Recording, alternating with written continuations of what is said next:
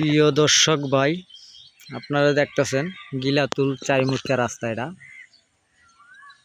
চারিমুখা রাস্তাটা একেবারে সরকারি গাছ ফাঁকা।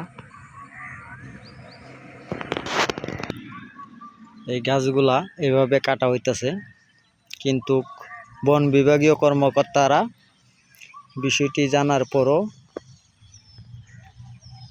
তারা কোনো ব্যবস্থা নিচ্ছে না।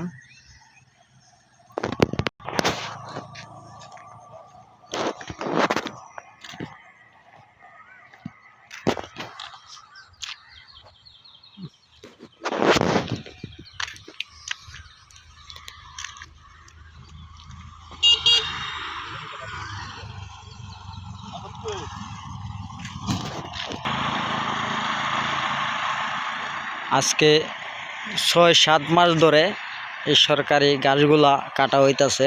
৬-৭ মাস ধরে কি সরকারি কর্মকর্তারা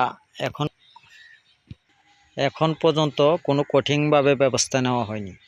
বন বিভাগীয় কর্মকর্তারা যদি সঠিকভাবে ব্যবস্থা নিত, তাহলে সরকারি সম্পদগুলা রক্ষা হতো।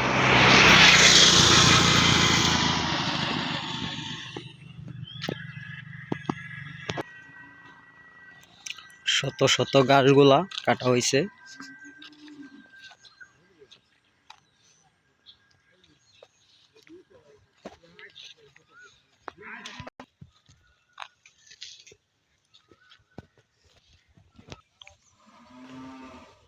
সরকারি সম্পদ রাঘব বোয়ালের দল ঘিরে ফেলছে।